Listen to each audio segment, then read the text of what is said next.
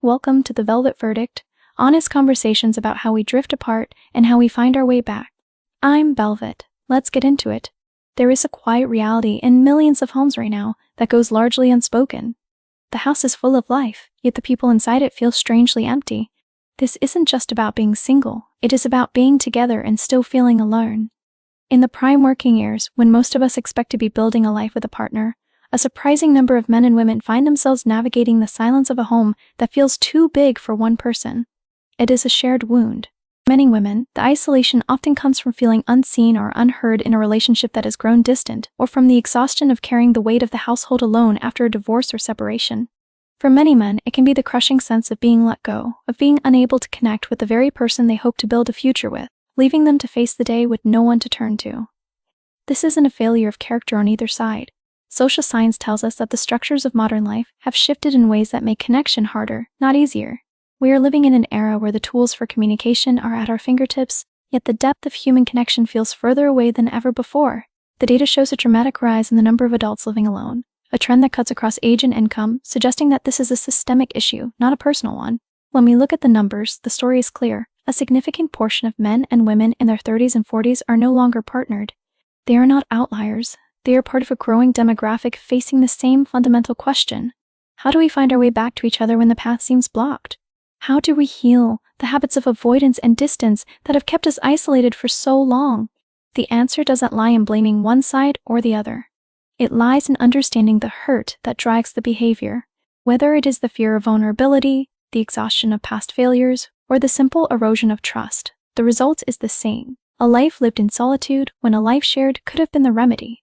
We are standing at a crossroads, and the direction we choose now will determine whether this isolation becomes our permanent state or if it becomes the catalyst for a new kind of connection, deeper and more resilient than before.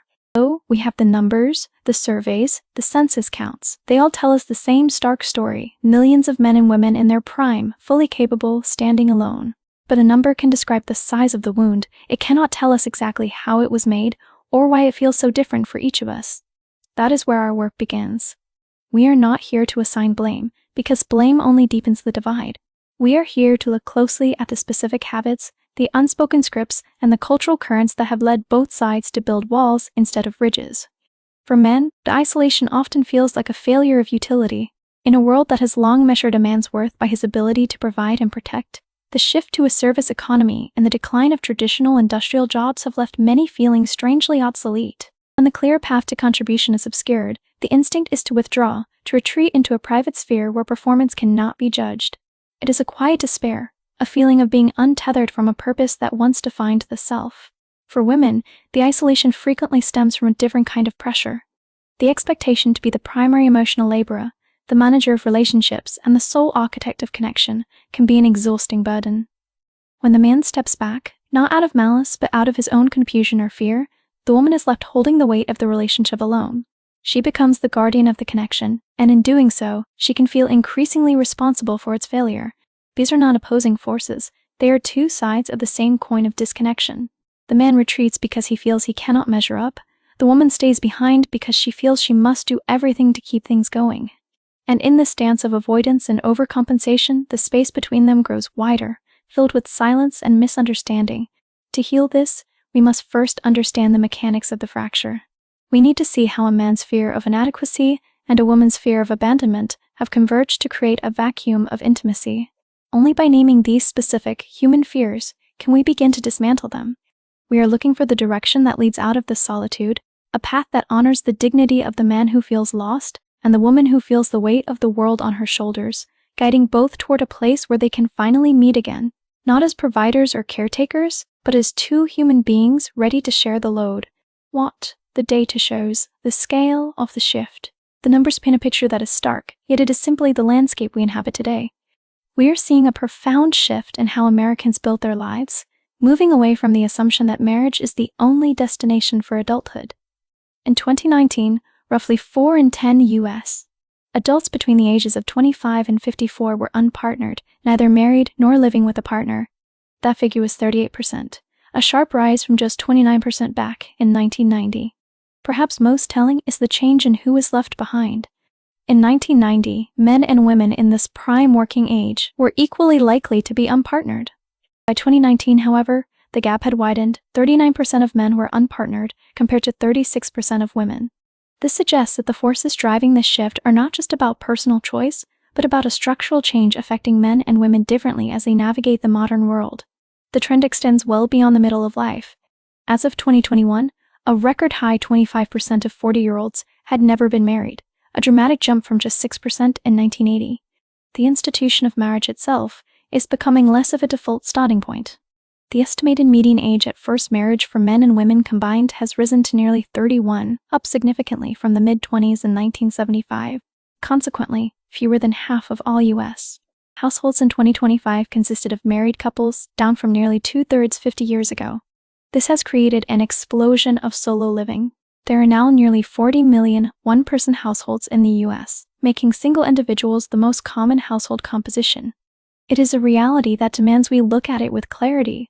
Millions of men and women are spending their prime years navigating life alone, not by accident, but as a reflection of a new, more fluid social order. For the man feeling the weight of solitude and the woman carrying the burden of independence, these statistics are not a judgment. They are a recognition of where we stand, ready to find a way forward that honors our shared humanity.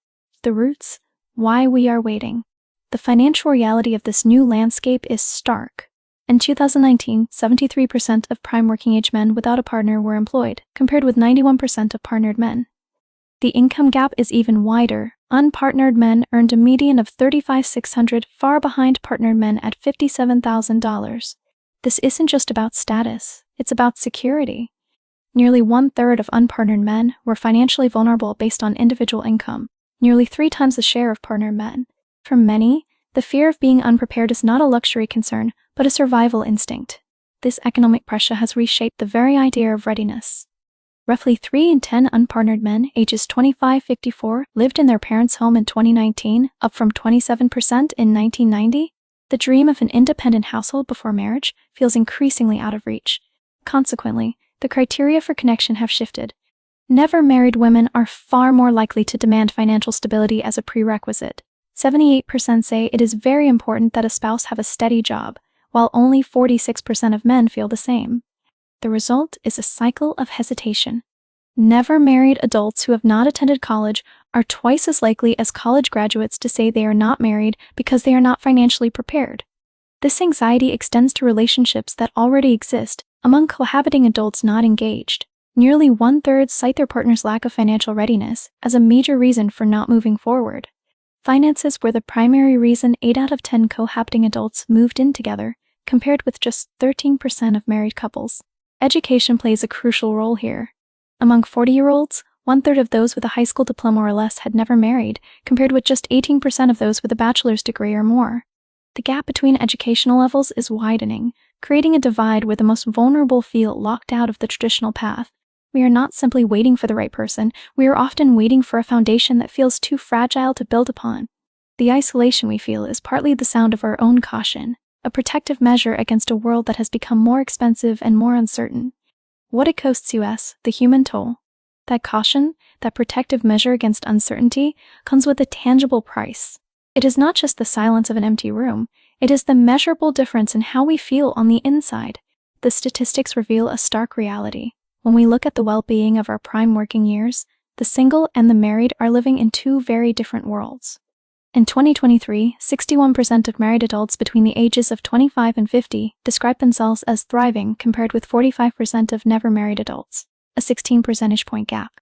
This is not merely a number, it is the difference between feeling grounded and feeling adrift. For the men and women navigating life alone, that 16-point deficit often translates into a heavier burden on the shoulders. Isolation is not a neutral state, it is a stressor that wears us down. When the foundation feels too fragile to build upon, we are forced to carry the weight of our own lives with less support, and the toll on our mental health is real. We must be clear about what this means. This gap highlights a specific vulnerability in our modern experience. It suggests that for a significant portion of us, the path to feeling truly well is steeper when we are alone. It is the emotional cost of the very caution we discussed, the price we pay for trying to protect ourselves from a world that feels expensive and uncertain. This is where the conversation shifts from diagnosis to direction. Recognizing this gap is the first step toward healing it. It tells us that our isolation is not just a personal failing or a matter of bad luck, It is a systemic issue that affects our capacity to thrive. The fact that we can measure this difference proves that we are not simply waiting for the right person. We are actively missing out on a resource that is proven to support our well-being. The goal is not to shame those who are single, but to illuminate the cost of the silence and to point toward a future where that gap can close. When we understand the human toll of isolation, we can begin to build bridges, not just to find a partner, but to build a life that feels less fragile, less lonely, and more capable of thriving. We can start by acknowledging that the weight we carry alone is heavier than it needs to be, and that there is a way to share that load. The shifting ground beneath our feet is perhaps most visible in how we share the load at home. The traditional script, where one person provided and the other cared for, has fundamentally rewritten itself. Today, nearly 3 out of 10 opposite-sex marriages are truly egalitarian, with spouses earning about the same amount. This is a seismic shift from 1972, when only 11% of couples fell into that category. Furthermore, wives serve as the sole or primary breadwinner in 16% of marriages now, a number that was just 5% half a century ago. This reordering of roles brings its own complexities. For many men, the sudden loss of a clear, singular identity as provider can feel destabilizing, even if they are financially secure. For many women, the expectation to seamlessly manage the home while earning a living wage can lead to a fatigue that goes far beyond a standard workday.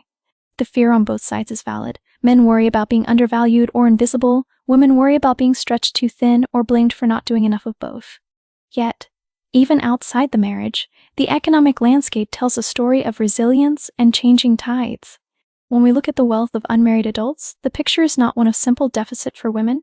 While a typical single man in 2022 held $82,100 in wealth compared to $58,100 for a single woman, the gap vanishes for women without children under 18.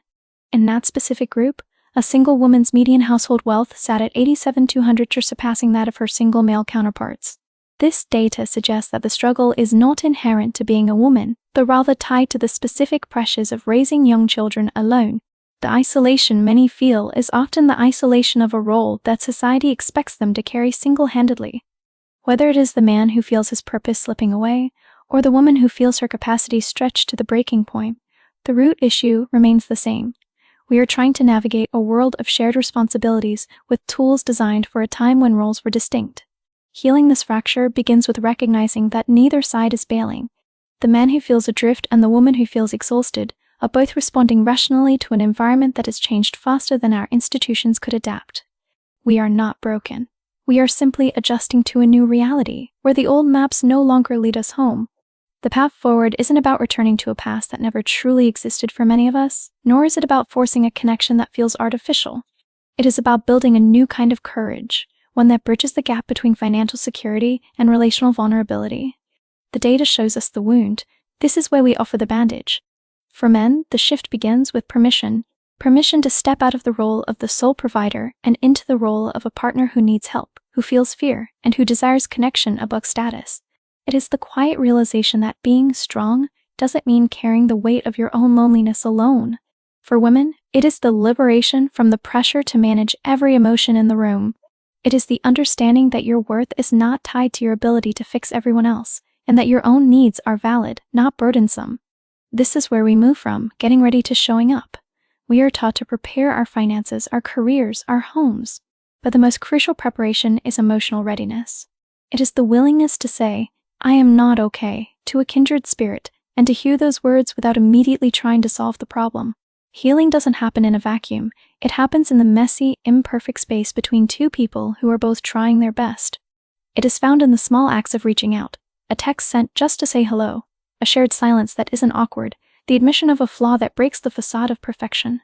We must stop viewing relationships as a transaction where we exchange value for security and start seeing them as a sanctuary where we exchange our guarded selves for trust. The environment has changed, yes, but human nature remains constant. We are hardwired for connection. The isolation we face is not a failure of character, it is a failure of habit, of fear, and of the old scripts we are desperate to put down. Start small. Reach out to one person this week, not to fix something, but simply to connect. Share a feeling, however small, with someone you trust. Let go of the need to have it all figured out before you begin. The direction is clear. Trade the fortress of self-reliance for the bridge of mutual vulnerability. That is how we heal, together. It starts with a single, brave gesture. When we choose to lower the drawbridge of our own defenses, we don't just open a door for someone else, we let the light back in for ourselves. The data tells us that loneliness is a heavy burden, a silent epidemic that robs us of our health and our joy. Numbers, no matter how stark, cannot measure the warmth of a shared moment, the relief of being truly heard, or the profound shift that happens when we realize we are not alone in the dark. The path forward isn't found in grand gestures or perfect solutions. It is paved with the small, imperfect acts of reaching out. It is the man who admits he is scared, the woman who shares her hope, the stranger who offers a kind word. These are the bricks of a new kind of community, one built not on the fortress of self-reliance, but on the bridge of mutual vulnerability. Healing the isolation that grips so many of us requires a collective surrender of our pride. It demands that we stop viewing our differences as weapons and start seeing them as the very tools we need to build something stronger together. When men and women come together with genuine curiosity and kindness, we create a space where both sides can finally breathe. We can move past the old wounds and the defensive posturing that has kept us apart for so long. The possibility of healing is real. It exists right now, in the quiet space between us. It is waiting for us to take the first step, to trust that the other person is on our side, fighting for the same connection we are. Let us choose connection over isolation. Let us choose the bridge, because the only way out of this loneliness is through each other. This episode was written by a human and an AI, working together to share a truth we all need to hear. If you like the video, please like and subscribe, and please tell a friend. If you have a positive comment, please post it. We would love to read them and see if we are helping anyone. And if you have positive feedback, we would like to hear that as well. Thank you, everyone. God bless. See you in the next one.